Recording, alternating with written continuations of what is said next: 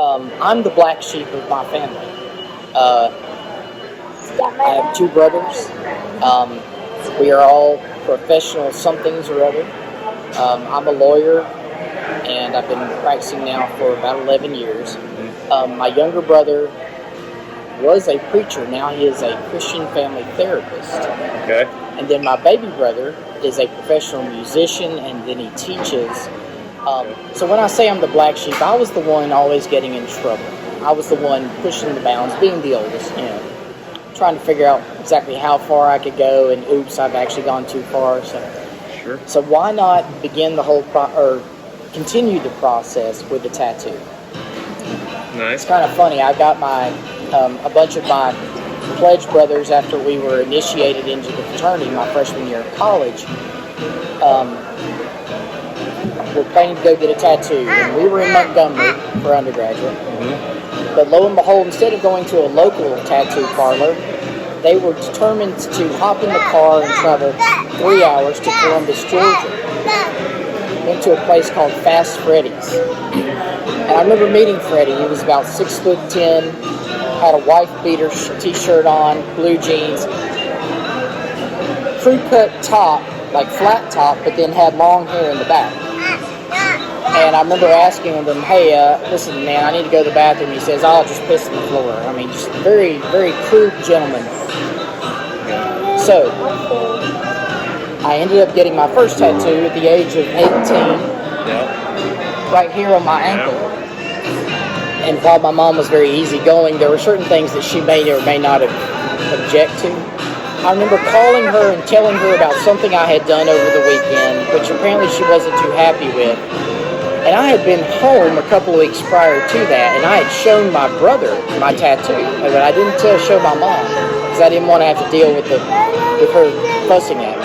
Sure. So when she hung up the phone with me that night, she went and shook her head, and my brother Drew said, "What's wrong?" And she says, "That brother of yours, some of the stuff he pulls, next thing you know, he's going to end up with a tattoo." And Drew goes, as a matter of fact. And then, so she wrote me a letter a couple of weeks later, and she was just giving me encouragement about staying on my classes, because it had been a rough year, that particular first part of the spring semester. And she said, "I know I don't always agree with the things that you do, parentheses, I know about your tattoo, close parentheses, but I encourage you and pray that you will continue along, your studies." So that was how I found out that she found out about my first tattoo. By this time, I had finished law school. I'm later in life, and my best friend from high school created a logo for me for my law firm. And after a couple of years, after the firm had kind of taken off, we were down in Panama City Beach, and as we have often done, and I decided I'm going to get the logo that my friend created for me and put it on my arm. So that's this one. And it does represent the fact that I'm a lawyer. This is my Lady of Justice. Right. Okay? I'm very proud of this one. Yeah. Now, I wonder if I ever go to jail, will this one get me in trouble? As, you're supposed to be a man of justice, and you've broken the law, clearly, if you're in jail. So, I don't know. Hopefully I'll never have to find out. Aim to stay out. That's right. But no, it does represent what I do for a living, and I'm very glad. This is ultimately what I wanted to do for a living. And I took a long time to get here. I was 33 when I started law school. I was 36 when I graduated. Went through a divorce during law school, and met her right before I graduated when I had no money, was newly divorced. She did not marry me for my riches. My family on my dad's side is Scottish, and I have always enjoyed doing the family research. I've done the Ancestry.com,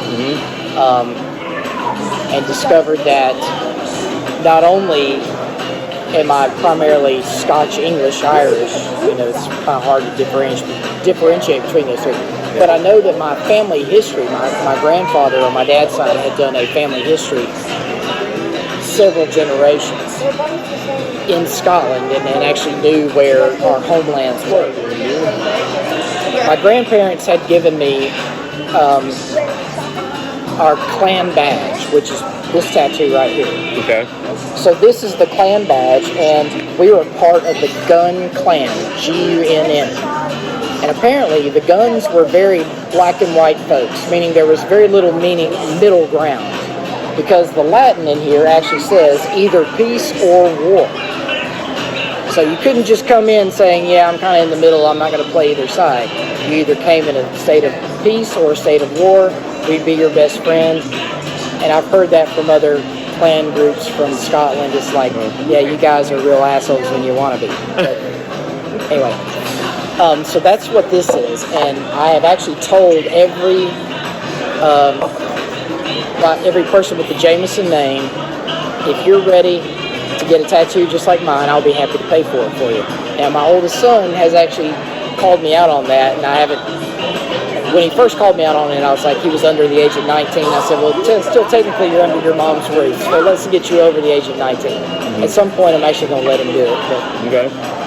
But so that is what that is. That's the clan badge. This is what we put on our kilts when we go off to war or whatever. Okay.